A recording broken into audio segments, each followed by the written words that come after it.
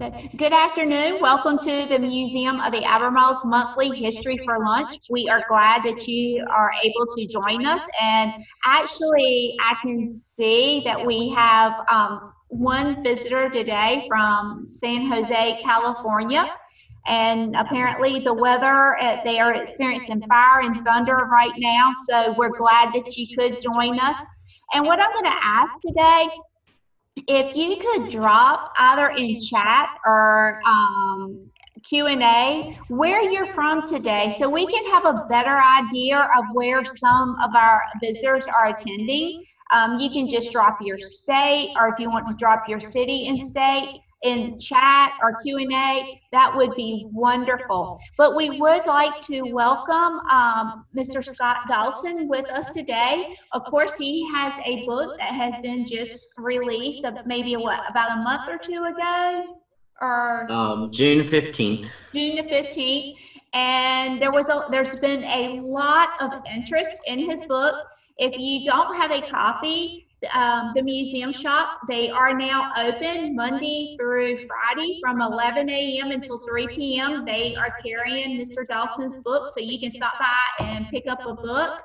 And, however, the museum shop is open, but the museum's exhibits are still closed until Governor Cooper gives an update on his executive order on September the 11th. But I'm going to go ahead. I'm going to turn it over to Mr. Dawson today so that we can get started. I just ask that if you have a question, if you will type your question in the Q&A, and we will either answer about midway through the talk today or at the end of the lecture today. So, Mr. Dawson, I'm going to go ahead and turn it over to you.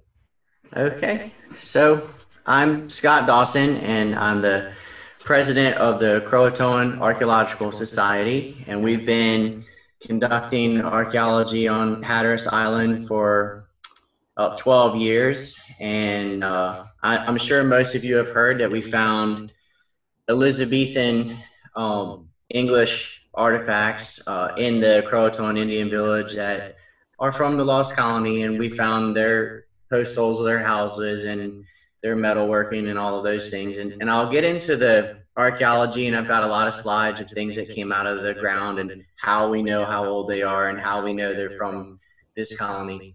But I wanted to kind of go through the history first because it's been buried under mountains of mythology and misinformation. So I'll run through that, and then we'll get into what we actually dug up, and hopefully this will all make sense to everybody.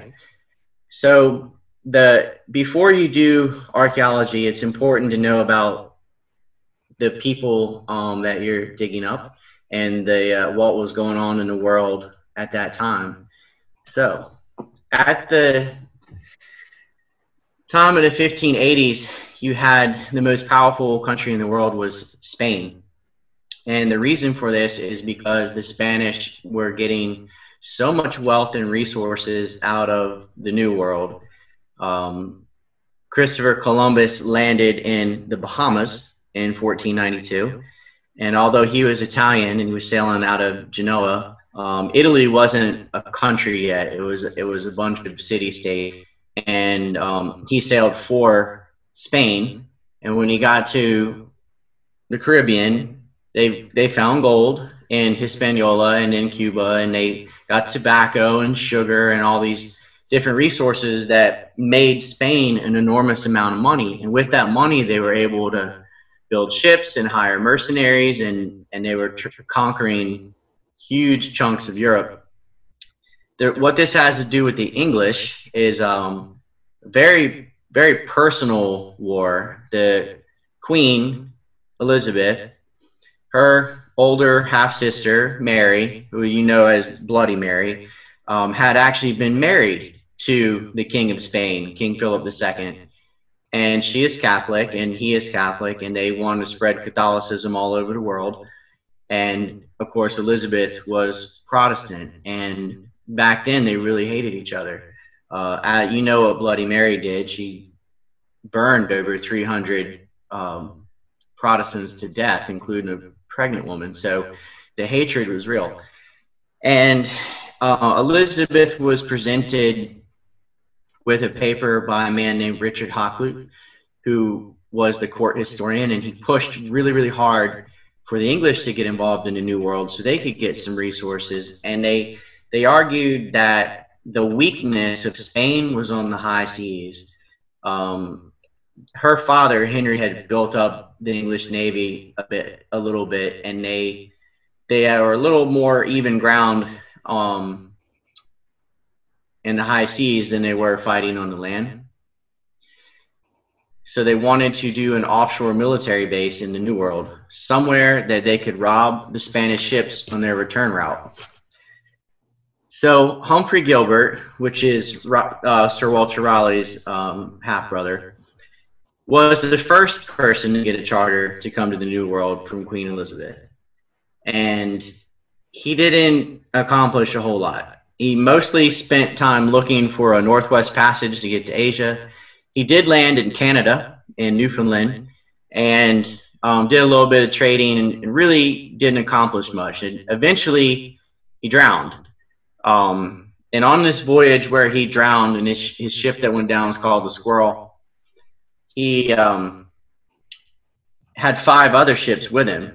And Sir Walter Raleigh was actually on one of those ships. Now, Sir Walter Raleigh never came to the New World on any of these voyages. He got about halfway on this one, and due to a lack of food, turned around. And it's a good thing he did turn around, because the rest of them ran into a storm and drowned. So when this happened, the charter was passed on to Raleigh. And so Sir Walter Raleigh ends up getting a 6-year charter. And on March 25th of 1584, which was actually the very first day of 1584, because New Year's back then was in March. So he now has a 6-year charter to try and find a good place to rob Spanish ships, try to find natural resources, whether it was sugar or olives. Sugar was worth its weight in gold at the time, so when I say sugar, that's actually a really big deal. If you could find a latitude that was far enough south that you could grow sugar and olives, they needed the olive oil to process wool, which is the #1 export of England at the time. All of these things would make them a lot of money.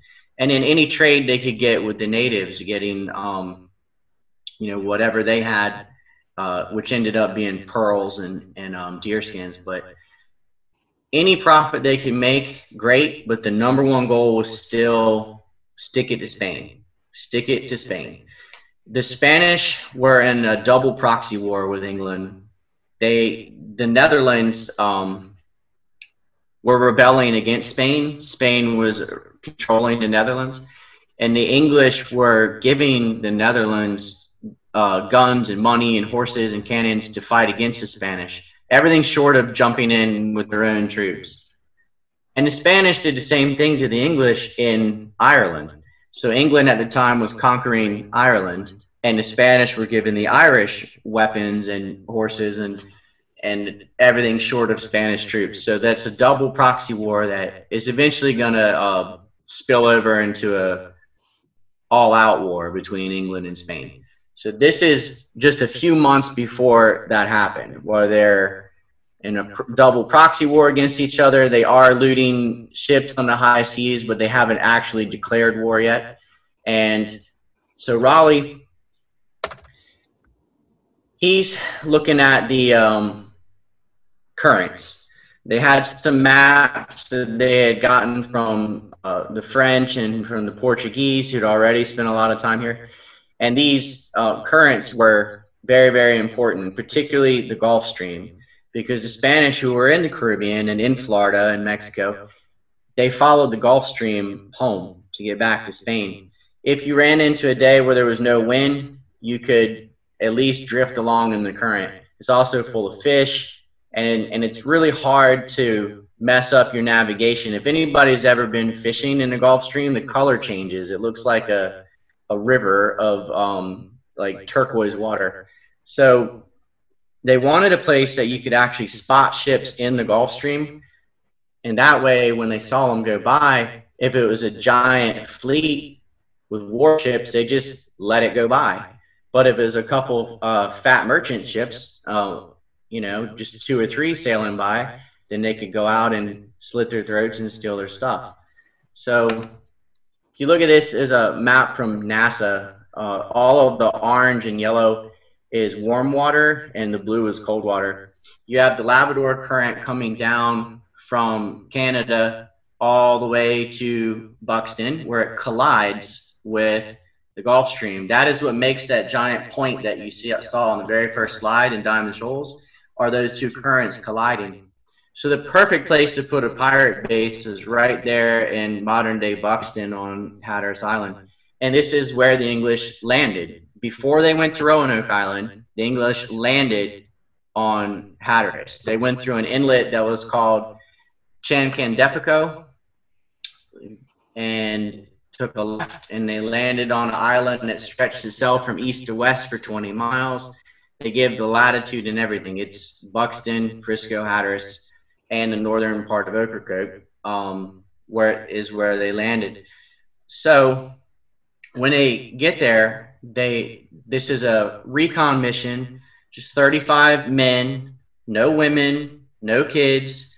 They're not trying to plant a colony. This, remember, is stick it to Spain. Hurt the Spanish in any way you can, and whatever other money you make, great. So they're not trying to plant a colony here. They're just trying to put an offshore military base to hurt the Spanish.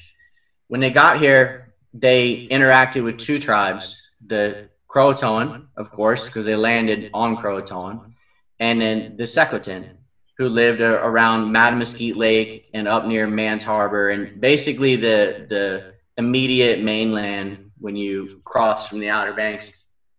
And those 2 tribes hated each other with a passion.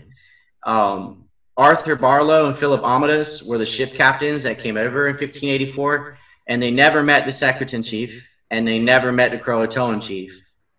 Contrary to a lot of the mythology, Manio was not a chief, and Wanchese was not a chief, and they never fought each other, and neither one of them was from Roanoke Island. But they are real people, and the English did meet them in 1584 on Hatteras, and they brought them back to England with them because they were big, muscular men, and they were trying to entice investors.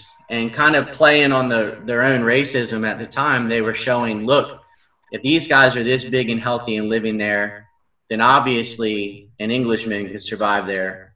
If these dimwits could do it, you know. So they're parading them around Portsmouth and London when they got back. They're showing off all of the pearls they got. They were black pearls. There's actually a painting of Elizabeth where she's wearing some of those that they got from Hatteras. And they're told a story by these Indians that 2 years before, in 1582, there had been a peace made between Croatoan and Secretan. And the Secretan came over to the island for a feast to celebrate the end of a war. But then they had hidden hatchets and things, and they went into the Matriclomics, which is the temples, while the Croatoan were praying. And as a rule, they didn't bring weapons into the temples. So the Croatoan were unarmed. And they slaughtered a bunch of them and took a bunch of women off as slaves. So the Croatoan begged the English to attack them and promised them, any pearls that we get, anything, you can have all of that. Just please help us kill them. We hate them. And they told him another story about how the reason that the chief wasn't on the island, his name was Minatanen, is because he had been fighting against Wingina, which is the chief of the Secretan, and he had been wounded 3 times. And because of that, he was recovering 6 days' journey away. Now, 6 days' journey away was by their transportation, so by canoe. It really wasn't that far. He was up in like around where Coleraine is today, the Roanoke tribe was.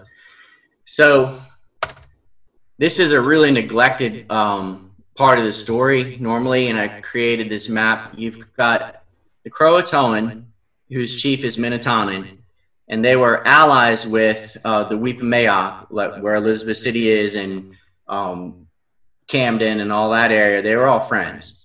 And then you had the Secretan, which is the Mattamuskeet Lake area, and basically Columbia and Mans Harbor, East Lake, and they were allies with the Mandawag, who lived up near Bertie, and they hated the Croton and they hated the Weepameoc. And then as another, just to make it more confusing, you had the Nuseoc and the Palmeoc further south, who hated everybody. So it is important to understand this. I don't expect everybody to remember that, but if you just focus on the main two, Croton and Sequoian, and understand that they hated each other, then this will all make sense. So the natives are living in longhouses, and you see paintings of them that John White did, and the post holes that we find pretty much looks exactly like the paintings that he had done, and they're a little bit more of a oval shape on Hatteras Island than what we expected, but not too far off. They had weir nets out in the Sound. They are not really farms, but very, very large gardens where they're growing corn and pumpkins and squash and beans. And so they're farming and fishing and living in villages. And you've got a John White drawing over here on the left, and he's kind of representing the different things that are going on, where they're dancing and where they're eating. And there's a lot of communal meals, so these huge clay pots that we find where extended families would have a lot of shared meals. They just chuck in some deer meat and some fish and some corn and boil it all up, and they ate a lot of soups, and surprisingly an enormous amount of turtle. We find more turtle bone than anything. And going back through the records, there actually is a painting of a box turtle by John White that he said this the savages esteem above all else, which I thought was kind of funny, because when we're analyzing the animal bones, they ate more turtle than they did deer, and they ate a lot of deer. That's not surprising that they ate a lot of fish and deer and birds, but the turtles, it surprised me anyway. And they had canoes, and this engraving on the left is a little bit inaccurate. They did not lift the canoe off the ground like that. They actually would just bury it in the mud and pack mud and clay on the sides and then burn it. John White didn't do that. That's a Theodore de Bry engraving of a John White painting, and he changed it a little bit because that's what artists do. The biggest difference between how the natives were living and the Europeans was the lack of iron. So what you see here, it looks like a conch shell. It's not. It's a whelk shell, which is very similar to a conch shell. And we've got hundreds of these, and they always have a hole in the exact same place, and it's the exact same shape. And then the other end is usually a big long beak, and it's been worn down to just a smooth nub. They were using these basically as a hoe. And actually the Croatoan word for it is Rashaquan, which I had a giant word list when I was teaching school in Elizabeth City of Algonquin to English words, and they all would start giggling and saying Rashaquan, and then I realized it said hoe, like I meant a farming hoe, but they, they zoomed in on that real quick. So the lack of iron is also going to kind of dictate what you can do with wood. It makes it a lot harder to build with wood when you don't have saws and you don't have hatchets and things. They relied on fire a lot to burn trees down and scrape them out with shells and antlers. So when they met the English and they saw the iron tools, that's what they desired more than anything else, was to get that. They had a pretty sophisticated religion where they believed in heaven and hell. Hell was called Popogusso, but instead of being a place of fire and brimstone, it was a place of darkness and cold. But it's still the basic principle of if you're good, you go to heaven. If you're not, you go to Popogusso. They kept their dead in what's called a matriclomic, which is this temple. And this little man right here is actually a mannequin made out of clay and wood, and he's got a copper and shell necklace on, which we found some of those. And they would take the dead who died in a given year, and they'd put them in these things. And then at the summer solstice, they'd take the bones out and they'd polish them with bear grease, and had this huge ceremony, and they would bury them all together. the little fire that you see, they're actually burning cinnamon bark because it smelled bad with all the dead bodies, and the cinnamon bark, when you burn it, smells good. So they had a creation story like all societies, and in the 70s they actually unearthed one of these mass burials that had 110 people in it that dated to 1395, and that carbon dating can be off by as much as 200 years. People ask us, do you carbon date a lot? And we don't. It's great if you're digging up dinosaurs and they're 60 million years old and you're off by 200 years, it's not a big deal. But if you're going back 400 or 500 years and you can be off by 200 years, that's a lot. So we don't really.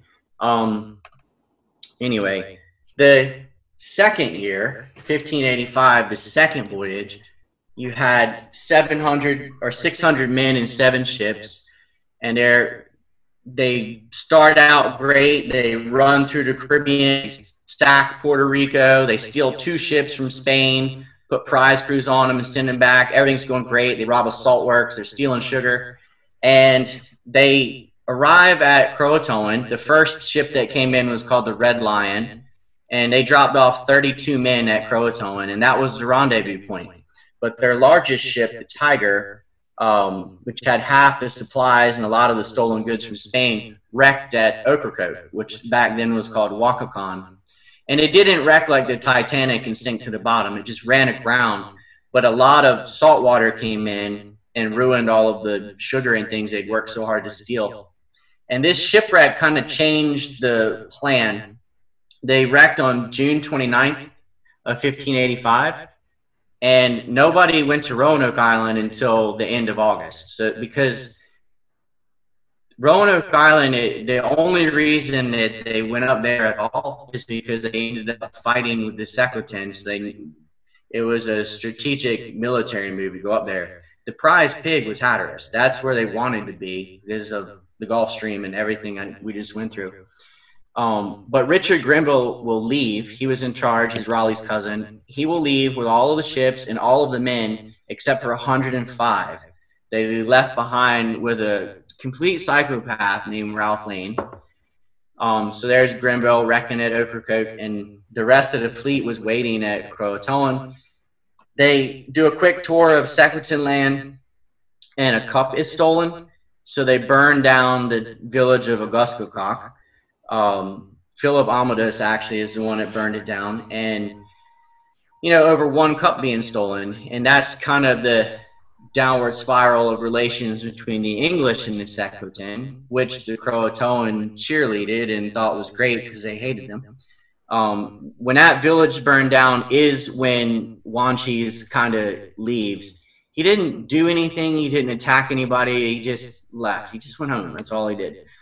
But after this, they meet the chief of the Secretans, Wingina, and he lives up here where number 5 is, at Dasacomonapo, which means peninsula, and it's actually where Machus is today, the kind of north end of Mans Harbor.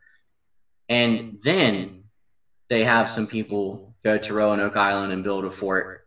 And that fort had nothing to do with Spain, because you can't even see the ocean from Roanoke Island. That fort had to do with the Secretans. And it just goes in a downward spiral from there. The Secretans have their allies, the Mandawag from Bertie, attack the colonists and shower them with arrows. They tear up all the fishing nets and just pesky stuff like that. And they tried to instigate a war with the Croatoan. They send Ralph Lane and a group of his men to Chowan, up to Coleraine, where the Croatoan chief was, Minatonin. He'd been shot in the spine and twice in the legs, and he couldn't walk. He was up there recovering, and he sent word ahead and said, "Hey, these English guys are back, and they're going to kill you. You should kill them." So Minatonin assembled a bunch of guys with bow and arrows, and Ralph Lane opened up on them with grape shot, killed most of them. And when he captures Minatonin explains, "Well, when Gina said you were coming to do this," and Lane didn't know who to believe, so he took Minatonin's son as a prisoner. His name was Skyco. And eventually they find out that Wingina was the bad guy, I guess, and they let Skyco go. And Skyco learns of Wingina's plot to starve the English out, and when they spread out, to light fire to their houses and then kill them as they come running out of their houses without armor on. And when Ralph Lane learns of this, he sets up an ambush and kills Wingina. And Manio and some of the Croatoan are actually there and help Ralph Lane do this. And Ralph Lane even says they were careful watching for Manio and his friends to make sure none of them got hurt. So they're participating in doing this. Ralph Lane's group was starving. The ones on Roanoke were anyway. They ended up eating their own hunting dogs. It got so bad. And so they did send some men back to Croton under the direction of Edward Stafford. And the group living with Edward Stafford spots Francis Drake coming up the coast. I'm sure everyone knows. And that's how they got rescued. So Francis Drake comes in and says, you know, I can help you, and what do you need? And Ralph Lane gives him this huge list of, I want this much gunpowder, and I want some new healthy guys, and I want this, I want that. And Drake gives him everything he asked for, and he puts it on a ship called the Francis. Well, a storm hits and sinks the Francis. So Drake basically tells him, I already gave you everything you wanted. I'm not doing it again. You can either come home right now with me to England, or you can stay here. And they elect to go home because they weren't doing too well. So they leave. Now, there's no cell phones or internet, obviously, back then. So they have no way of knowing that the resupply for that second voyage is only a week away. So as soon as Ralph Lane and all of those men leave with Drake, a third voyage comes in. So it's 1586 now. And that third voyage was only 15 men dropped off, and they drop them off at Roanoke, which is basically dropping them off on a wood chipper because they're surrounded by people that want to kill them. They had no idea. They didn't know that the English had murdered the Secretary chief and burned down the village and beheaded Ossicon and Andicon. There's other stuff they did that I didn't talk about. It's pretty much horrible. And so these 15 guys are going to pay for the sins of the group that came before them. And what they did is that the Secretans snuck over to Roanoke Island and lit the houses on fire, and they smashed one of them's skull in with a club, and they shot one through the mouth with an arrow. And the English fought back, and they shot one of the Indians in the leg with a fire arrow, and they actually escaped in a really small, like, little oyster boat, and that's the only lost colony of the 13 that were left of those 15. But speaking of the lost colony, we'll go ahead and get to that.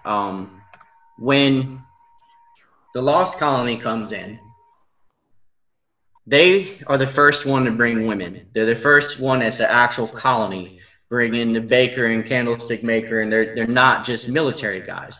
And they want to go to the Chesapeake Bay. Not necessarily Chesapeake, but somewhere in the Chesapeake Bay where there's a deep harbor, they can bring in big, fat supply ships. And they stopped by Roanoke Island for one reason, and that was to pick up the 15 men that had been left there in 1586. And when they get there, they find the sun-dried bones of one of those men, meaning that the skeleton wasn't buried. It was just left to bleach out in the sun. And then one of the lost colonists, who was by himself crabbing, gets murdered. And not just murdered. They shot him 16 times with arrows and then spread his brains around the marsh. His name was George Howe. So when this happens, the governor, John White, sends 20 guys with Manio, who's still with him. He's been in England twice now, speaks English, and they send him to Croatoan to ask what happened. And the Croatoan take him in, and they host him to a feast. And there's a great line in there where White says that we came only to renew the old love that existed between us and them at the first, and live amongst them as brethren and friends. Wherefore that answer pleased them well, and they requested us to come to their town and feasted in our manner and all that. So they had a feast, and they asked them, what happened to the 15 men? And they told them they got attacked by the Secretary. They give great detail about it. They said, what happened to George Howe? And they told him it was the guys from Dasacomonaco, which is Man's Harbor and part of the Second Nation. And it turns into middle school at that point, and they ask the Croatoan, well, can you talk to them for us and try to smooth things over? And if you can't, then, you know, we're going to kill them.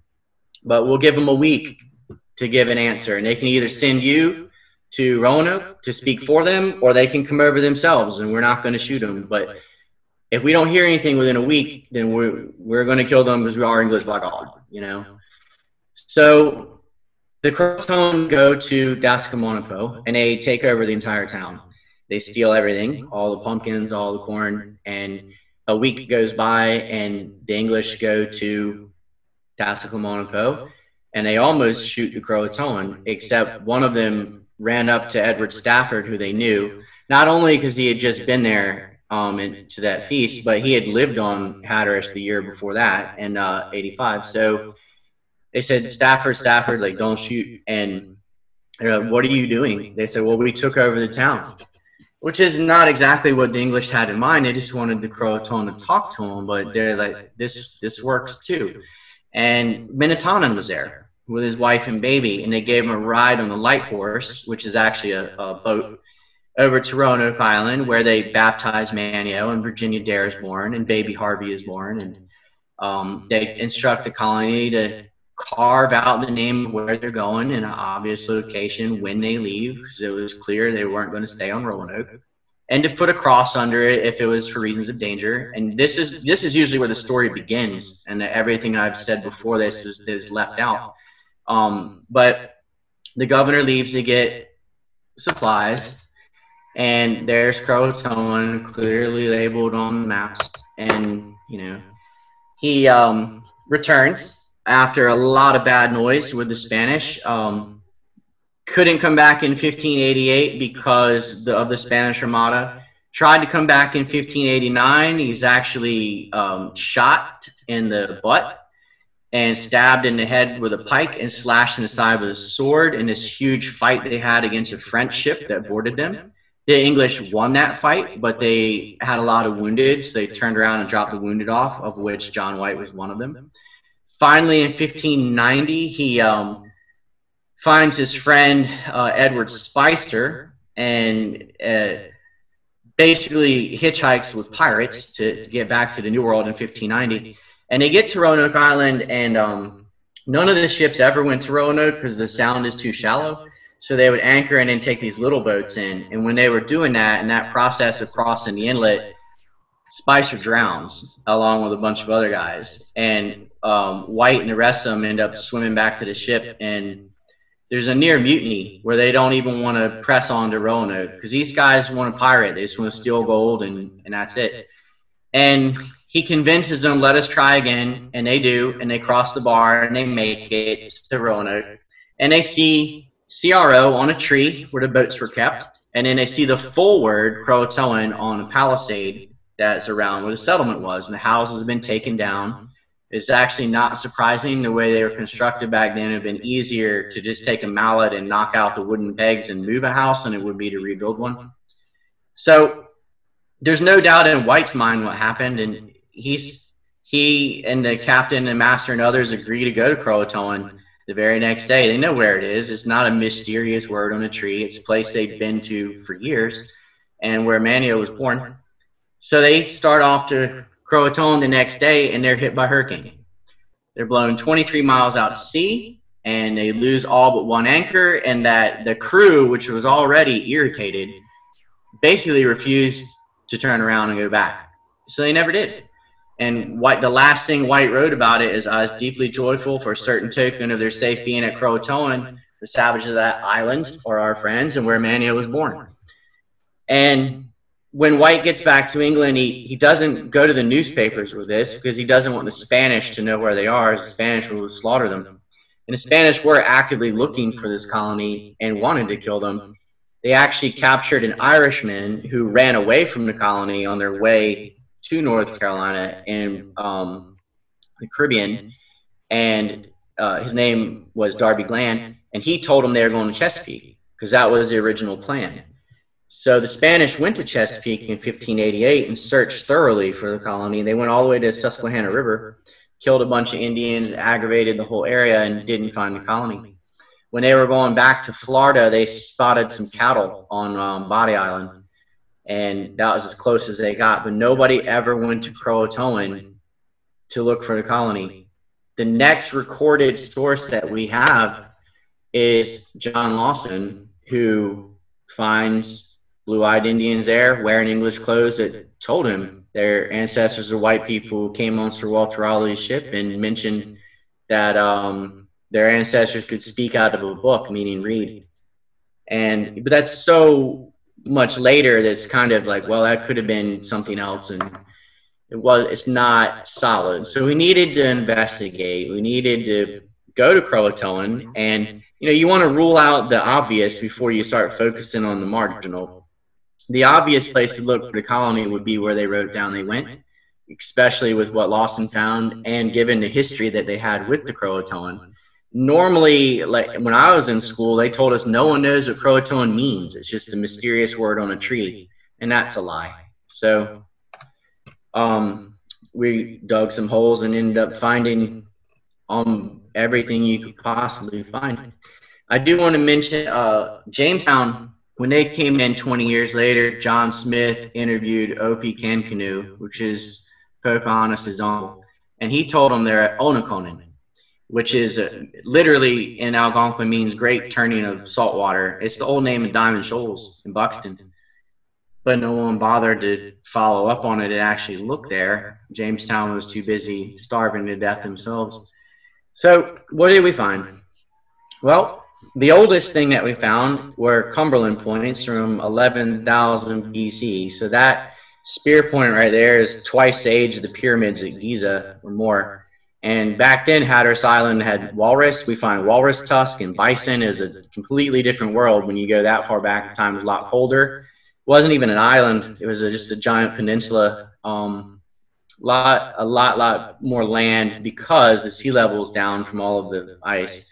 And it's just kind of neat it's got nothing to do with the colony. It was just kind of neat to establish how long people have been living out there.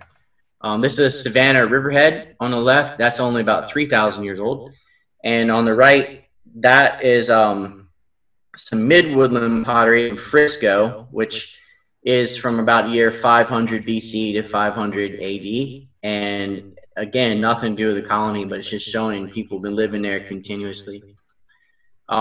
We did a dig behind Cape Hatteras School just to show the process of how archaeology is done to the high school and middle school kids. It's down there, it's one school. And they ended up finding all of this pottery that's on the left of the screen, and they took it back inside, and it actually fit together. So they were able to goop it together and create a pot. And that pot probably would have been really, really big. If you take that arc all the way around, you could put 2 basketballs in it. And then the bowl on the right is interesting. It's called colonial ware. It's African, so possibly they're harboring a runaway slave, and that is from the 1700s, though. And we found that on our dig and put that together, and it's just a neat little side story. But anyway, these are pipe bowls or Tidewater pipe bowls. There's a starfish on the one on the right, and the one on the left is, I don't know what you call that, but this is local clay, and they're made in Jamestown. So these are from the early 1600s, and you find that you got to go through the layer cake to get all the way to the bottom, and so that you know you're in the 1500s. When we got to the 1500s, we didn't find any of these pipes because it'd be impossible considering they're made in about 1611. So getting free of these pipes and getting free of the Venetian glass beads and a lot of the common items that we were finding in the 1600s, when those disappeared and you don't find any more, and you start finding things from the 1500s, it lets you know you're in a layer of the 1500s. In the layer of the 1600s, we did find a few artifacts from the 1500s. And all that means is they hung on to them for a few decades. But it's also possible that somebody in the 1600s came over with something on them that was old. So when you find items from the 1500s that have a typology and date to the 1500s and a 1600 layer, you can never be sure exactly how they got there. So like the Phelps digs in the 90s with the Signet Ring and the gun lock and all that, they were found in a layer from about 1650. Even though the gun lock's identical to one in England from the 1580s, you don't know when it got there if you find it in a layer of 1650. It could be a holdover from the colony, but you don't know. But that's okay, because we went below that and found all kinds of stuff from the 1580s in the 1500 layer that's pure. This is just some more of the pipe bowls. There's a nice jacked reef arrowhead. And all of this stuff is in Indian Village. So 90% of what you're getting is Native American. This is an olive jar, and it's intact. And the rare thing about this is that it's not shattered into 40 different pieces. These are identical to some of the ones in St. Augustine. And the problem with this is it's the Tupperware of the 16th century. So it could be English, could be Spanish, could be any of the nations around the Mediterranean, Italy, Morocco, but it is 16th century, and so it fits the date, but it's not necessarily English. However, Francis Drake did steal a lot of them from Spain, so another ambiguous item. This is the signet ring that Phelps found. It's bronze, and it's got a lion on it, and that's all I'm going to say about it. This is the gun lock, which is the key piece is this kind of square bit. It's round in the 1600s, and in the 1500s it's square.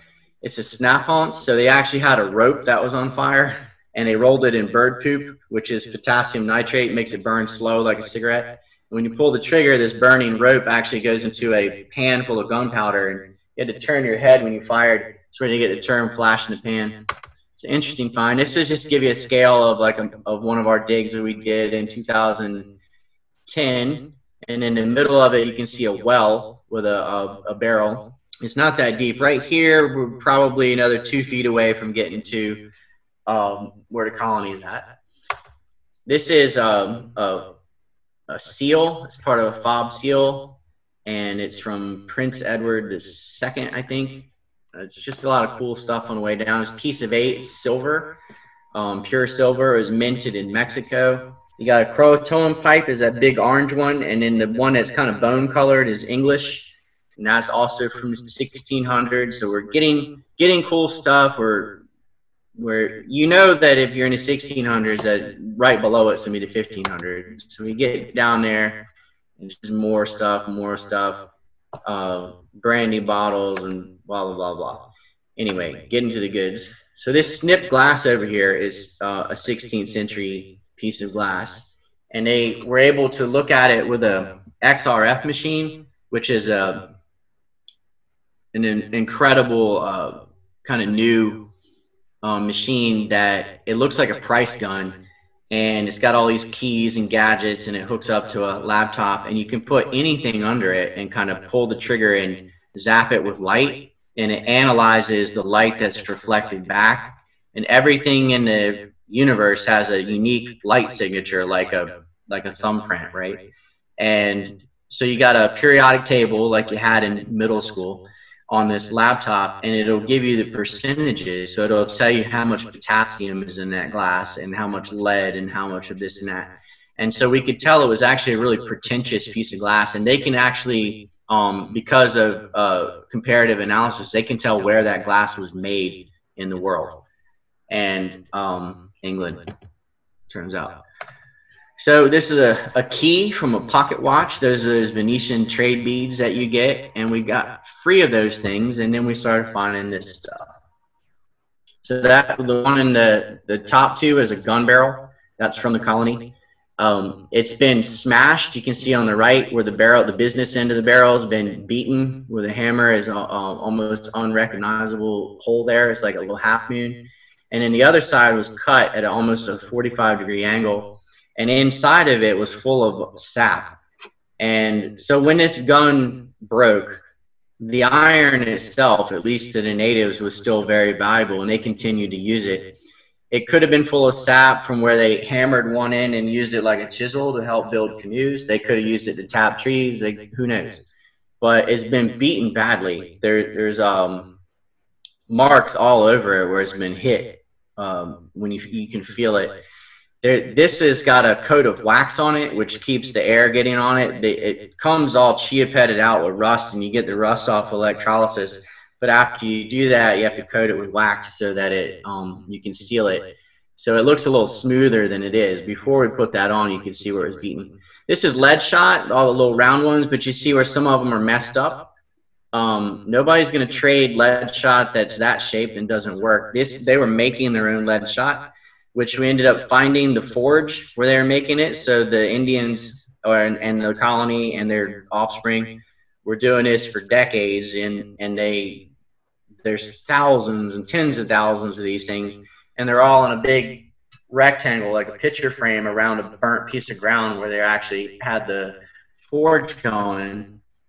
And then every time they messed up, they poured too much lead in, and you had that excess out of the mold, and it made that weird shape. They just kicked it off to the side. So there's like tens of thousands of screw-ups all around the forge. So they're making their own lead shot, and this is in the middle of the Indian village, which is interesting. There's just an iron spike, no idea what they were using that for. But there is no iron at all here, so it came from England. This is a smokehouse. You see some of the post holes there going around. This was the Indians' answer to alcoholism, to go in there and burn tobacco and sit in the smoke and sweat it out. They were trying something. This is a very interesting piece, probably from before the colony. It's two giant pieces of copper. It's over 2 inches thick.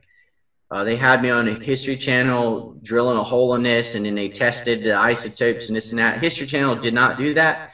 We tested this over 7 years ago, and then they pretended like they did it on the show. I didn't know they were going to do that, but the reality of it is it's English copper, and it's been smelted. So it was made like an ingot, and the natives did have copper here. So there was the whole point was to test it to see if it was English copper or native, and it is English, so that's just another English item that was brought over and smelted.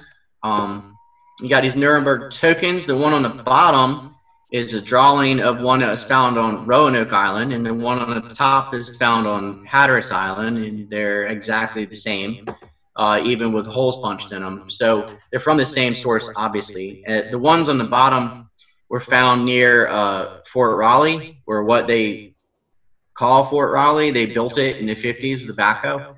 So because they found this not through archaeology but accidentally, there was always a little bit of doubt as to when it got there. It's definitely from the 16th century.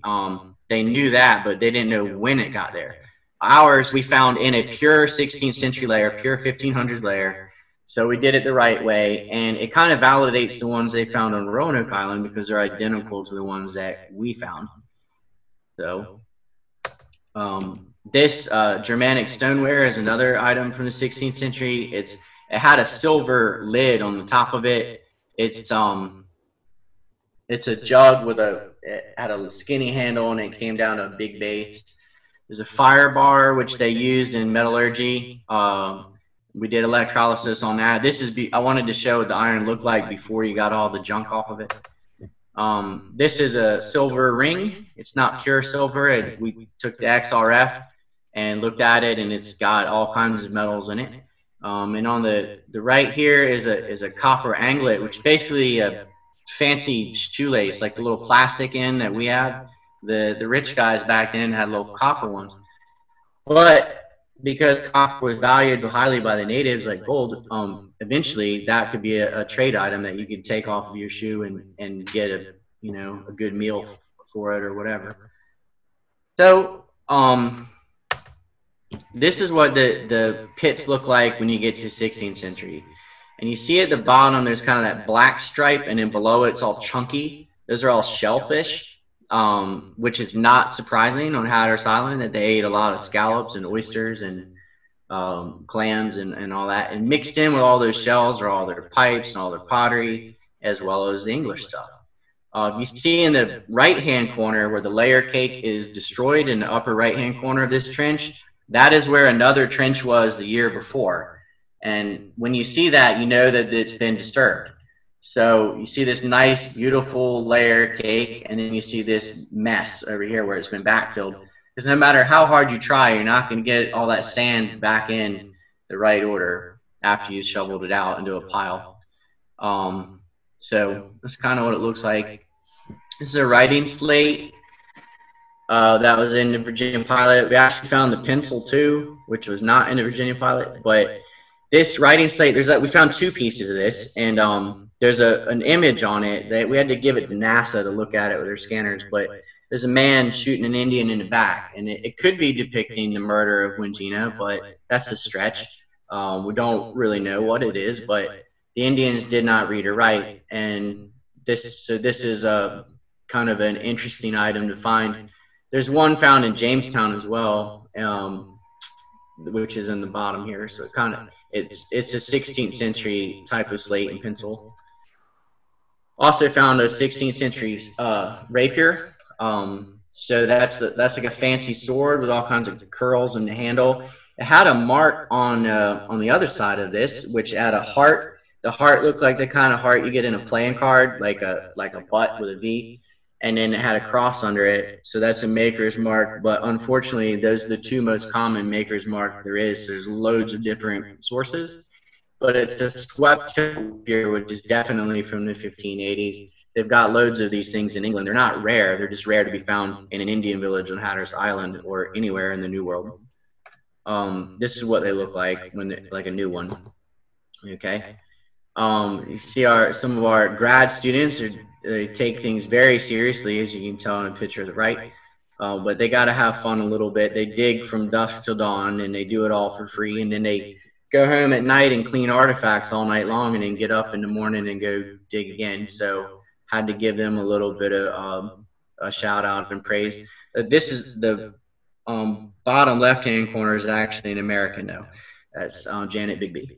And our leader, Mark Horton, is in the background in the pit. And there he is again in the upper left. There's the school kids that found all that Indian pottery behind the thing. And there was one more message left by the Croatoan. Please help us, right there. That's actually a protest that Hatteras did when they shut the beach down. We weren't even allowed to walk out there for 4 years. It was ridiculous. So most of the 16th century artifacts that we have are on display in Hatteras Village, and there's hundreds of them that I didn't put in here because it got to give you some reason to buy the book and go visit. But because of COVID, where they're on display isn't open until the governor makes a decision on September 11th. But when they do, I hope you'll go down to Hatteras Island and see them. They're in back of the county building, the Hatteras Library, and you know, oxygen-proof cases, and it's all professionally done. And I hope that you guys will come see it and come visit the island. So that's all I got for you. So we do have two questions. Okay. One question, this question goes back to your slide earlier that had the shells in it, and why did they burn them? Well, they didn't have iron. And when you have a yellow pine, which is the loppolly pine they make telephone poles out of that are all over Elizabeth City and all over the Outer Banks, it's a pretty hard wood. And if you beat on it with a shell, you're not going to really get any progress doing that. A little bit, but if you burn it, if you make pine tar, which they could get the sap when the trees run, and cook the sap in a clay pot, which they had, and then that's basically pine tar, and that will light up like gasoline. And if you burn, think about a piece of wood that's burned and kind of black. I mean, you could take your thumbnail and scrape it off at that point. So they will burn the top of the tree and then scrape it off with oysters and whelk shells. And they also use deer antler and bone to do it because they didn't have iron. And they did have copper, but copper is a pretty soft metal, so they're actually better off with like a sharpened antler. And that's why they burned it, was to soften up the wood. It also seals it when you're making a canoe. Okay, so my next question, very much enjoyed the new book. In the book and in this discussion, it struck me that all of the research materials I have read in the past name Minatonin as the chief of the Chowant rather than Croatan. Additionally, many also indicate Mantio's mother was actually the Croatan leader. Can you talk through your reasoning in the different interpretation as well as your sources? Yes, that's a good question. So the idea that Mantio's mother was the leader was started by a blog. And if you go into the primary sources, Mantio's mother is only mentioned once. And it never said she was a leader. All it said is that Mantio's mother and many kindred were still dwelling on the island. And the island they were talking about was Hatteras Island. So then no one ever said that she was a leader. Somebody just made that up, and things get repeated and repeated. But I've been reading the primary sources for 20 years, and I give you $100 if you can find where it says she's a leader in the primary sources, not on a website, because it's not there. She's only mentioned once, and it's as she was still alive. We know that she was still alive, and that she was still living on Hatteras at the time, but never says that she was in charge. Minatonin is confused as the leader of the Chowan because that's where he was when they found him. But they stated that in 1584 that their chief, and it's Mantio talking, and he's from Hatteras, so his chief was wounded, and it says fighting against the land of Wingina. Right, the Second land, and because of that, he was off the island, which is why they didn't see him. What really brings it around is not just that when they meet him that he's wounded and can't walk, which is how he was described to be, but later in 1587, he's actually with the Croatoan, with his wife, with his baby, in Man's Harbor, stealing the food from the town where Wingina used to live, along with the rest of the Croatoan. Even David Beers Quinn, who wrote the Roanoke Voyages and it was kind of the man on this subject back in the 50s, even he recognized that Minatonin, other than Mantio, was the only Croatoan to be listed by name. But he was wrong, because obviously Skyco is as well, because that's Minatonin's son.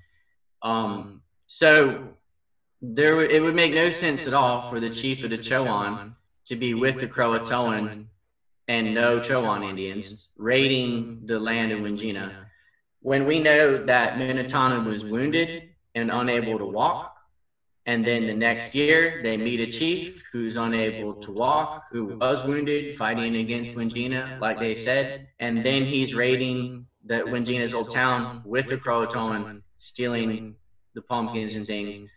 So that's their chief. Also, we know from the different dialects of Algonquin, there's 29 dialects of Algonquin.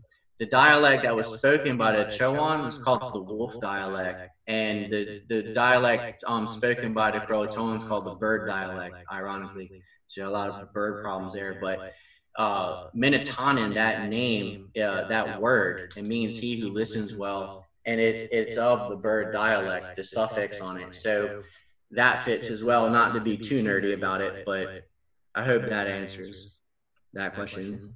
Okay, so the next question, have the Dare stones been completely debunked, or is there still some thought as to the authenticity? The Dare stones are as fake as Joan Rivers' case, so they're fake. Even the first one, the guy who found the first one was walking around Mantio with it in a case before he found it, trying to sell it. He tried to convince the town to dig up a tree with Croton on it and have fishermen pull it out of the marsh. And he magically, after watching the play, pulls over his car on the way back to California, walks like a mile into the woods and finds this stone. It's by none other than one of the main characters from the play, Dare. And then there's like 40 more of them found, and the guys that found it admitted it. They even blackmailed a professor. Like, there's absolutely no doubt at all that stones 2 through 40 whatever are fake. And to me, the first one is fake as well. You can read it, and the Elizabethan writing on it doesn't even match how they actually spoke. There's a lot of different experts from England that laughed at it, and they're like, this is exactly how someone from America today would think is how we talk. But you can always find one that'll say it's authentic, I mean, my God, man, yeah. There's a lot of theories out there. To me, personally, that none of them are dumber than the Dare stones. They're fake. Okay, so my next, we've got a lot of questions coming through, so I'm just going to start going through them. Okay. With DNA testing of longtime Hatteras resident families, tell us about the lost colony. And we kind of had this discussion earlier. Unfortunately, no, and I understand, like, here's why. Okay, for example, my own family's lived there 350 years reliably, and probably before that. But the genealogical records only go back to the early 1700s, and there's a couple of scraps of information from this like 1680s. But that's, you know, several generations after the colony, so you really can't use genealogy to even figure out who to test. And then if you do test them, there's no known lost colony DNA here or in England to compare it to.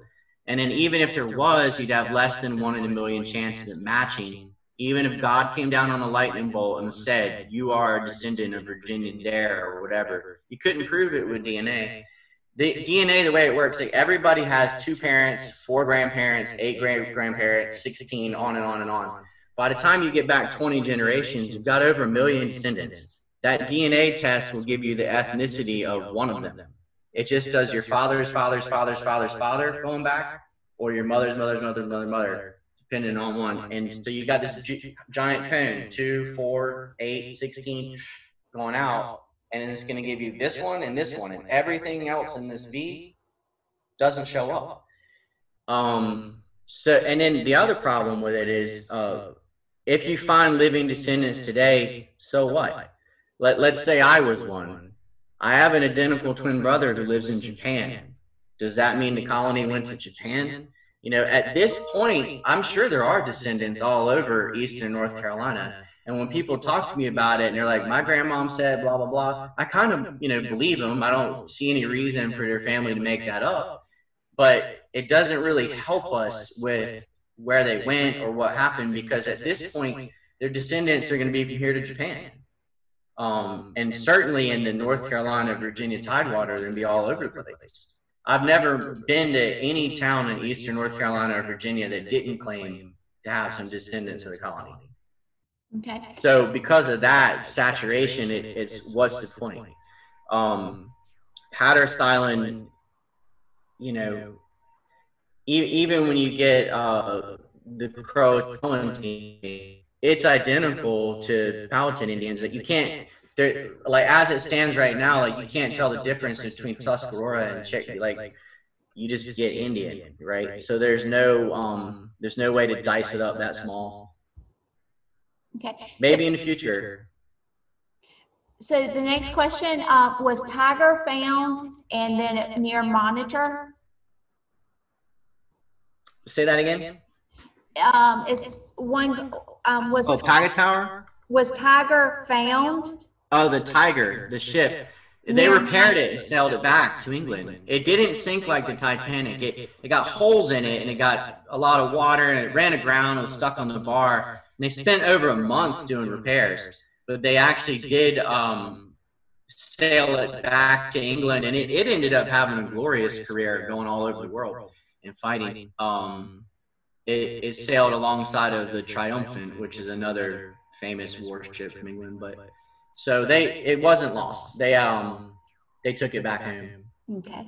So are you and your brother descendants of Manteo?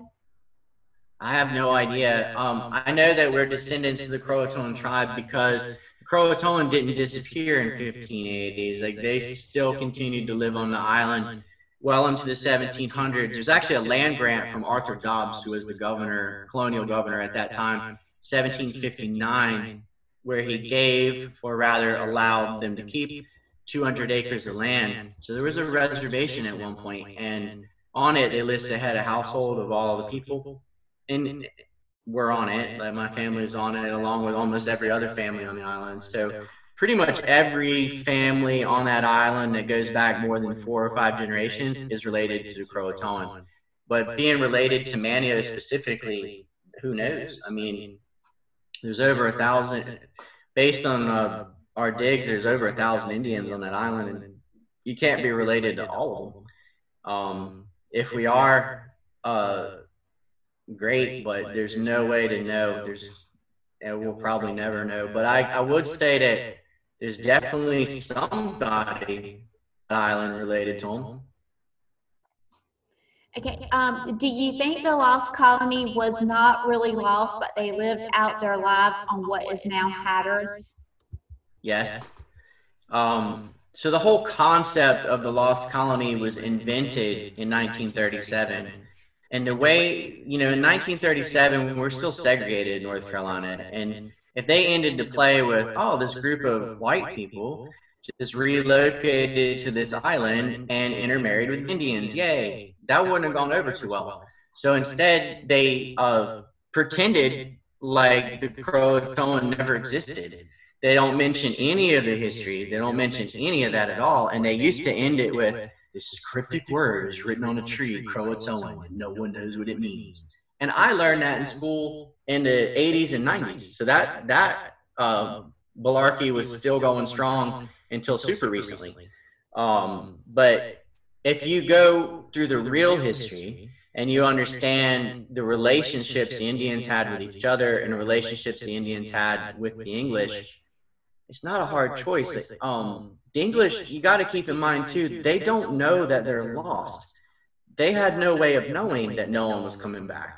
As far as they knew, the colony, they just had to go to Croatoan for a couple of months, and then they would be resupplied. So when they went down there, that didn't happen, obviously, but they had to wait quite a while before they realized that they had been abandoned.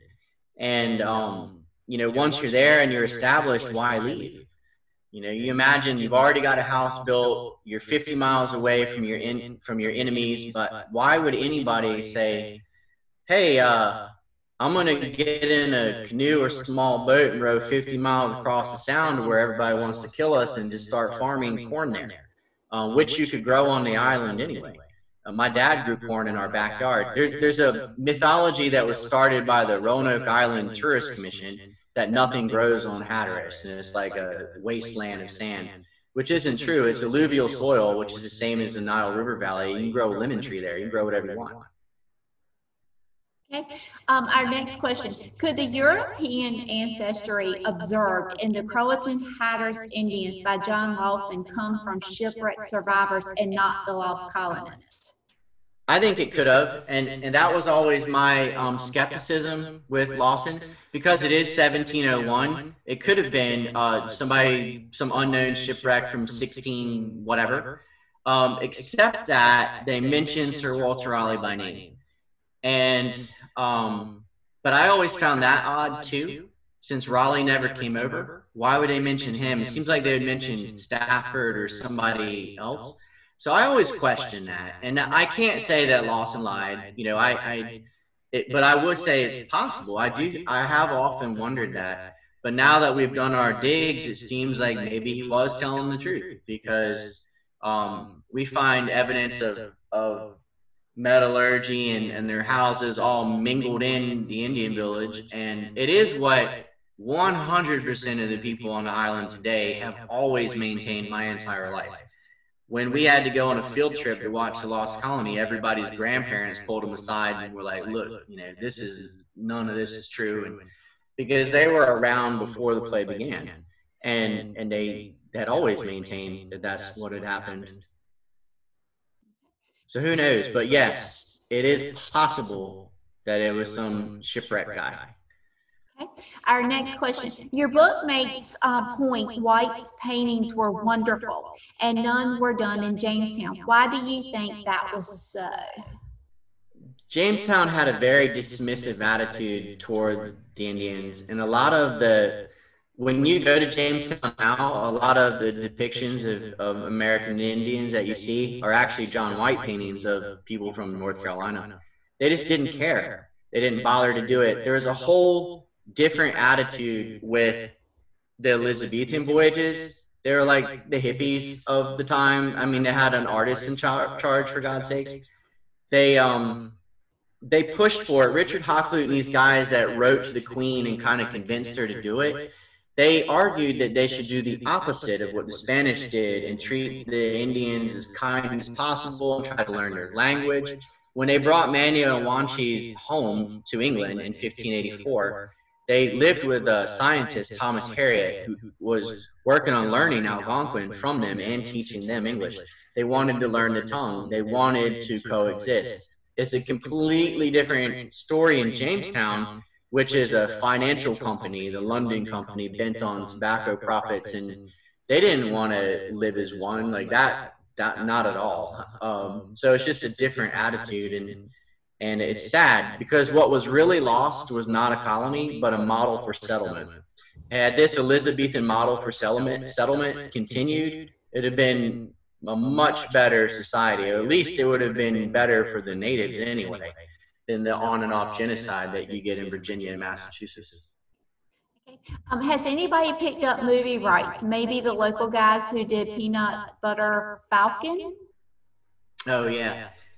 So yes, there's we've been on a couple of TV shows at Travel Channel and Discovery and some others, but there's a man named Rain Bennett, and he's got a film called Finding Croatoan. The trailer is actually already out, and he wanted to release it already, and he didn't because of COVID-19. You can't go to a theater and whatever. But they've been filming for 4 or 5 years.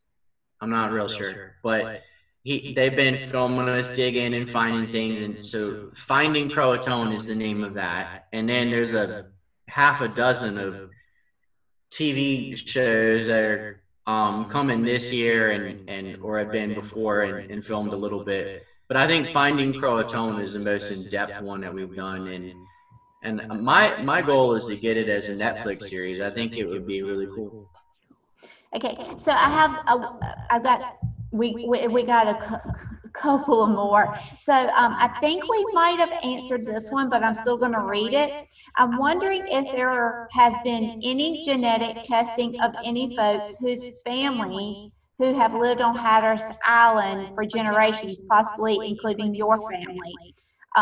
Not unlike the cliff dwellers of Mesa Verde, who seem to have vanished at first blush, but in fact just moved on and mixed with other native bands in nearby lands. There was no mystery at all. Right. There has been a little bit of genetic testing, including my own family, and my family has Native American blood, but like I said, my dad's family is from Jamestown. They actually go all the way back to John Rolfe. So I have Pamunkey Indian, but I also have Croatoan Indian. But when you take a DNA test, it just says you're this % Indian. It doesn't tell you how much of which tribe, because you can't. And there's a lot of families down there that have taken it, and there's most of them are like 3% or just some really small fraction Native American.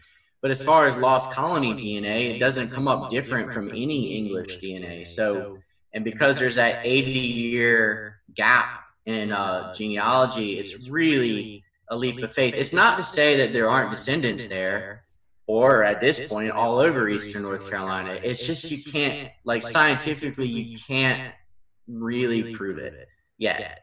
So that's unfortunate, but you know, it's okay. I think just to be able to find all of their artifacts is pretty amazing. You think about Jamestown, they didn't know where the fort of Jamestown was to the 1990s, and it was never lost. Roanoke Island's had over 110 digs, and they don't have anything to show for it. We started digging on Hatteras Island, and we've got thousands of artifacts. So I think it's what we've accomplished is pretty amazing, and it's unfortunate we can't put that cherry on top with some DNA, but I'm just being honest with you. Like, I'd love to say we could, but we can't. And then it goes on, I'm wondering why this myth of Croton has been so pervasive when the name of the now Hatteras Island was known by their previous name by many who knew the area. Yeah. Was it in service? Was it in service to the myth? Yeah, absolutely. It has to do with dollar bills. Roanoke Island made a ton of money off of the play. When it first began, President Roosevelt was there. It was a big deal. And, you know, once a myth makes money, it's hard to kill. That's it. That's the only reason. Because it's not a mistake. It's a lie. It's a conscious lie to act like you don't know what Croton means. That's ridiculous. It's like saying you don't know what France means if they wrote it down. There's like, when you're reading the primary sources, there's over 900 pages of this, and you can't go 2 pages without them mentioning Croton. So to act like Croton is mentioned in the primary sources more times than Roanoke Island is. So to act like, oh, we don't know what that means or where that is just a lie. And they did that so they could have this spookadoo ending and have the colony vanish, and that's the whole mystery. But there never was a mystery. If you tell the truth about the real history, it's a no-brainer. And then you get the artifacts to back it up. It's kind of the real mystery is what happened to the colony a couple decades after they got there. Because at that point, they could have spread out and gone wherever, and that we'll probably never know. But it's more of the abandoned colony than it is lost. What happened to Native Americans? They were not salvages. Yeah, when they said savage in the 16th century, that didn't mean what it meant today. Today it's a derogatory term, but when they said savages, they meant savvy, like able to live off of the land. And that was explained to me by a historian of Shakespeare, and I didn't know that. And actually, when you're reading the sources, it says sausages, because a U back then was a V, and a V was a U. But no, they were not savage people any more than anyone else in the world. Yeah, they had wars, and they fought each other. So did Europe, so did Africa, so did China, and everywhere else. And they had their own religions, and they had their own government, and they had you know, towns and farms, and it really wasn't too different from anywhere else. The big difference, like I said before, was that lack of iron. That's really the only real difference, was not having iron. Okay. So are any Europeans at all known to have visited Hatteras between 1589 and 1700s? None. There's not a single source. Doesn't mean there, like, because there's always that possibility that somebody wrecked or whatever, but it's like credible source, there's zero.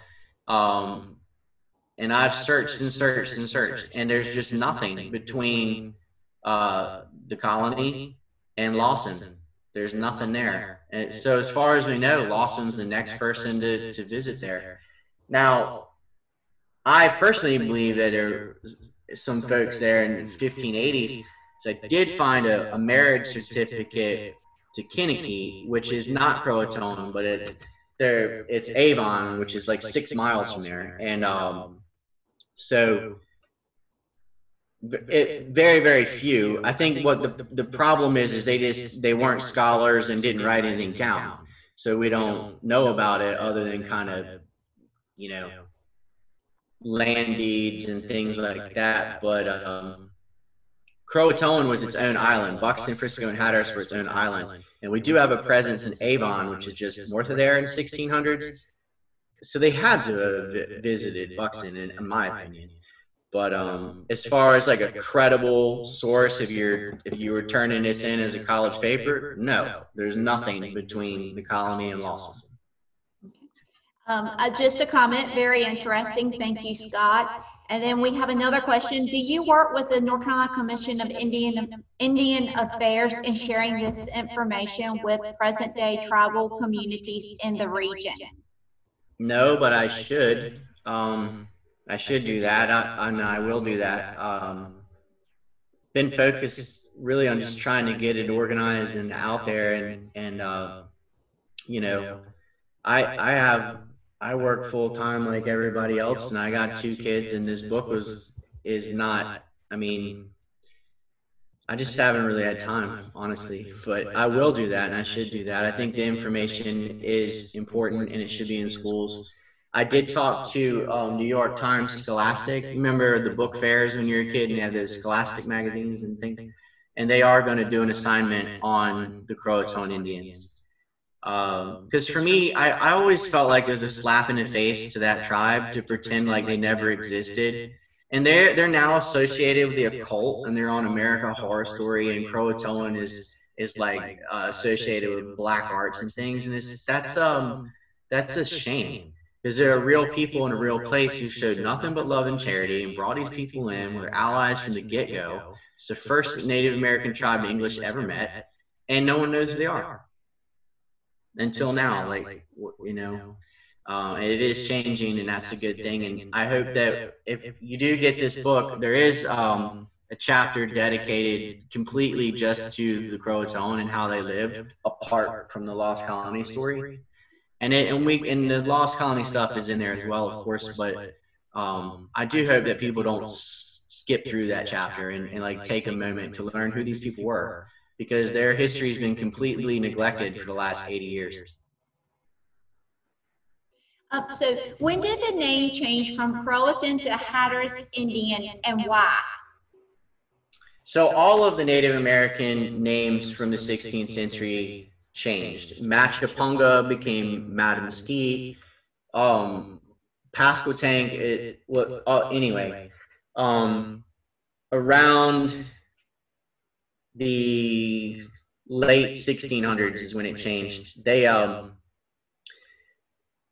let's see, Chickamaucomico, which means place that is swept by water, became Rodanti. It was the postal service that did it. Kinnikit, which used to be Paquiaq, is now Avon. So it's had 3 names. Buxton and Frisco, and Hatteras, which were Croatoan, became Buxton, Frisco, and Hatteras. The word Hatteras actually comes from Hatterask, but Hatterask wasn't even in Hatteras. It was Body Island. It's very confusing. But basically, the postal service, when they started you know, colonizing and shipping mail around, they didn't like the Indian names. They were too hard to pronounce, so they changed them. Avon is named after the River Avon in England, for example. So, and Buxton is named after some judge, named it after himself. They do have the original names on the water towers, though, so there's that, I guess. Anything else? Yes. Why were Native Americans referred to as savages when they were friendly and helped the Europeans to survive? Racism, just good old-fashioned racism. That's why. Like I said before, the savage way back in the day didn't mean what it does now. It meant able to live off the land, or that's what I've been told. But it's hard to be more savage than the English. Look at what they were doing in the 16th century. They went into Ireland and killed off entire towns, and unless you were shorter than a wagon wheel, and then you were enslaved. The Irish were enslaved throughout the 1650s, and like the same, and I don't mean indentured servants, I mean like slavery for life. And they went, you know, the way that Europeans treated each other, I don't know how they could call anybody savage. They did, though. So, it's hard to judge the times. You know, one day somebody will look at us today, and they'll make fun of us for eating hot dogs and chicken nuggets. They'll explain how the process was made to some horrified classroom. They'll be going, ooh, you know. And then they'll say, and they were common items on children's menus, and they'll go, oh, but we all eat hot dogs and nuggets, you know. it's easy to look back in time and judge people. It's easy to do because it makes us feel good, like, because we're not as bad as that. But everybody's a product of their times. Like I not making an excuse for it, but there's stuff we're doing right now that we're not even aware of that 400 years from now people will be appalled by. Like lowering a pickup truck. Who does that? I can't hear you, Lori. Okay, here we go. Why hasn't anyone interviewed descendants of the Roanoke Hatteras natives? Our family has never left the area. I did. I interviewed hundreds of natives, and I recorded it as well. And not just Hatteras, but Ocracoke, because a lot of the families in Ocracoke, as well as Wanchese, came from Hatteras. And I learned an enormous amount doing that, just talking to all the old timers, and half the people I interviewed are dead now. I found a really good way to find a lot of old people consolidated in one place was to go to church. So I went to the different churches, and I would wait till the service is over, and then I'd see if I could talk to these people and just ask them. It's always the same. You get this story, and it's the same in Wanchese, Manio, everywhere you go, with the really, really old families. It's always the same story about two brothers that shipwrecked. One went west, got killed by Indians, and one stayed and married the Indians. And it's pretty much just the story I just told squashed into a fable. Because you got a group of English that came over, they had problems with the Indians in the west and fought and died, and then some of them stayed right on the island and just intermarried. But you hear that from the northern part of the Outer Banks all the way down to Ocracoke. It's always two brothers. It's always a shipwreck. The one that went west died, fought Indians, and one that stayed married Indians, and they never left. That's pretty much different versions of that is what you'll hear no matter who you talk to, including my own family. Okay, so there has been some speculation that the group may have split, with some perhaps heading to where the current Site X is located. Thoughts? Yeah. Okay, so Site X comes from a patch on John White's map, and John White made the map in 1585. The Lost Colony is in 1587, so they hadn't even been assembled yet. What it was, and it's in the sources, plain as day, Ralph Lane, the military captain of 1585, wanted to put a fort there, where Bertie is now. And the reason why is because it's where three rivers come together, and he wanted to control the rivers. Ralph Lane was he was in love with Cortez, and he hated the Spanish, but he respected him as a military captain. And that's what the Spanish did. When they conquered an area, they would first control the rivers and then the land, and they would set up a series of forts and use cavalry to go out of the forts and raid villages and burn them and run back to the fort. So that's what Lane wanted to do. And he wanted to put a fort there because he had actually been attacked by the Mandawag who lived in Bertie, shot arrows at him as they were sailing down the Chowan River. And he never actually built the fort, though, which is why John White covered up where he had painted it with a patch. There's another patch on the map as well. It's basically 16th century whiteout. There's it has nothing to do with the colony because the colony wasn't even thought of yet. They're still 2 years away from even being assembled. They hadn't even talked about putting a colony there yet, like anywhere. It was still pure military. And so that's what that is. And they did do digs over there, and they found some borderware, which is made the same way in the 16 and 1700s as it is the 1500s. So when you find an item like that that's made the same way for a long time, you go by association of what else was found in that layer. And what else was found in that layer is a bunch of pipes and coins and everything else from the 1650s forward, which means so was the borderware. So they didn't find any 16th century artifacts over there. And it's neat. I know the guy that actually found the patch on the map. He never gets credit for it. His name is Brent Lane. He's a friend of mine. He was actually digging with us when we found our first Nuremberg token. And, you know, I think it's important to look everywhere. I think I'm glad there's another group doing that. I'm glad I'm not in that group because I'd rather be in the one finding stuff, of course. But I think it's important to explore all options. It's just, to me, they didn't find anything. And the map is made 2 years before there even was a colony. And Ralph Lane even said he wanted to put a fort there, so it's not the colony, it's older than that. And they never actually got around to it because they left and went home with Francis Drake. Okay, so have there been efforts to locate, review journals or other primary sources of the families of colonists? I wonder if any of them might have mentioned facts or even rumors they might provide. Yes. In England as well as first of all, not all of the colonists were English. Some of them were Welsh and some were Irish. So in Wales and in England and Ireland, they have tried to find relatives of the colonists, meaning relatives that never left Europe because, okay. And then some of those relatives, like John White had a cousin that went into Jamestown. So some of them did come over way later, which is another monkey wrench in the DNA thing. But yeah, the problem is most of the colonists were kind of the drones of society. They were poor, and they're looking for a new opportunity. You had the investors, and there's been a lot more focus on them because the records are better. But I do think, and I do predict that one day somebody will find some scrap from somebody over there that will shed a little bit more light. The problem is none of those family members had contact with the ones who came over ever again. But you could still learn something about who these colonists were. And we have found some, we know some what their occupations were and where they came from and things like that, but nothing that really opens up a whole lot. I'll tell you one interesting thing that was found though.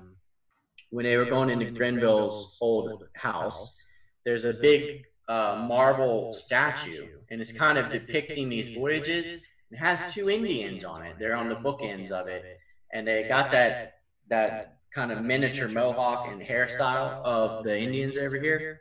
And it is possible that that's Wanchese and Manio, but you can't say that because we don't have evidence of it. But it's neat. It could be them. It might be the closest we ever get to seeing what Manio actually looked like. The only description we have is they were lusty fellows, meaning that they were buff. Okay. Were there any paintings of the Native Americans that went over to England that you are aware of? Oh, yeah. They did. All of the John White paintings of Native Americans are still in England. The problem is that they were in a fire. And they didn't burn, but the water that they used to put the fire out ruined a lot of them. The few that were saved were still damaged. He actually used real gold and real silver when he was painting the scales of fish and some of these things, and he did miniatures. He studied at this school called Ludgate, which is why the writing slate is so interesting, because it's the same style that he was taught with Nicholas Hillard and those guys. It's a whole nother a whole other PowerPoint, but there are some that survive. They have you see them all the time, like of Secotun Indians and Croton that they had painted, but they didn't do Manio himself. They probably did, as much as he was around them, but that was probably one of the ones lost in the fire.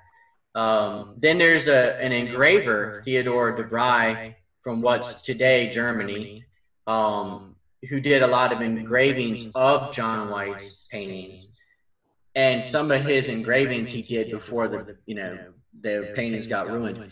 So you get some a little bit from that, but that's not as good because you're a little bit more removed. You got someone who's actually there painting, and then you got someone who did an engraving of that. So each time you go out, it's a little bit less accurate, but it's better than nothing. Okay. You mentioned Spanish were trying to find the colony to kill them. Could you elaborate? Yes. So the Spanish didn't want anyone else in the New World. I didn't talk about this, but there was a French colony in South Carolina in the 1560s that the Spanish rolled up on and slit their throats in their beds and slaughtered them all. they were Huguenots, and the Spanish didn't like Protestants, and these were all Protestants. The colony were all 100% Protestants. So was Raleigh and the Queen, and you know, they're trying to spread their religion. The Catholics are trying to spread their religion, and I mean, today it just seems so silly for Protestants and Catholics to kill each other.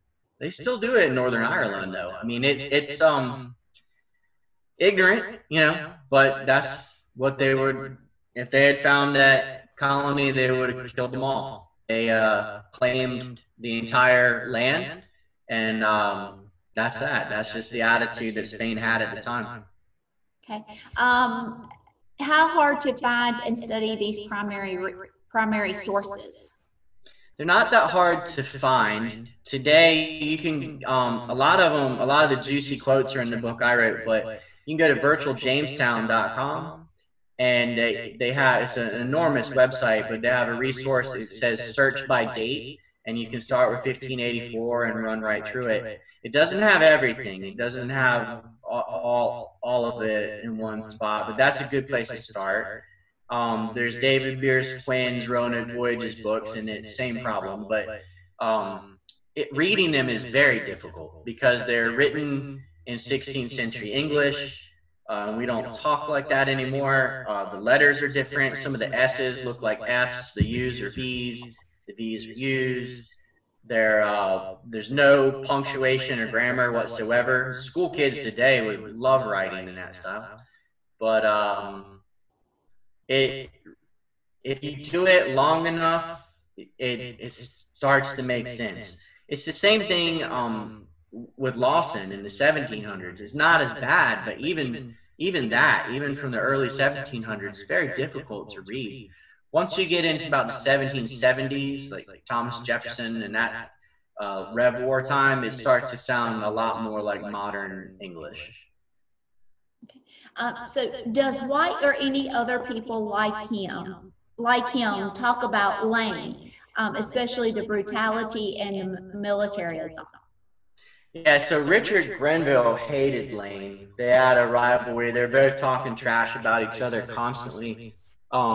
Ralph Lane himself, by his own account, makes himself look terrible. He wasn't ashamed of what he did. He did die a horrible death, so there's that. But yeah, a lot of them blamed Lane and his mistreatment for why everything fell apart. And Lane, he blamed Grenville. Well, if you had resupplied me earlier, I wouldn't have done this. And nobody takes accountability for anything. So it's kind of like politicians now. Okay, so our last question was the painter William Brown, who did some in the book, contemporary with White.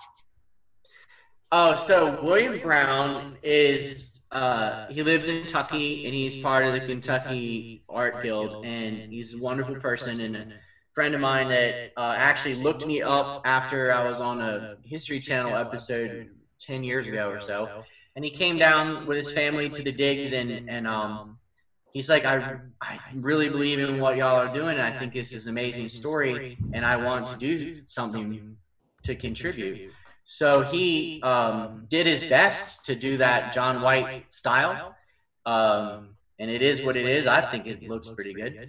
But he did watercolors, and he tried to do that same miniatures style. And you know, I'm not an artist, so I can't complain. But I think they look pretty good.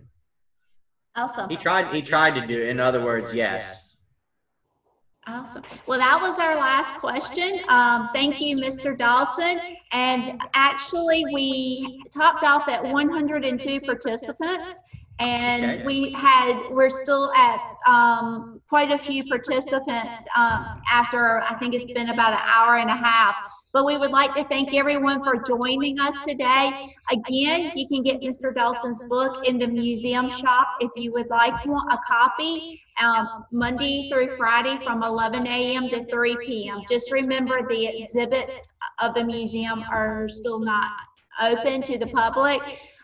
Again, thank you, and we hope everyone enjoyed the talk today. And just remember your 3 W's so that we can get the museum open and have everybody able to visit us again. Yes, remember, I think I had my mask on when I first logged in today. Yeah. So again, thank you and have a great day. One thing for the guys from San Jose and far away, you can get the book on Amazon as well. Yes. Okay. All right, thank you. Thank you. Have a great day. You too.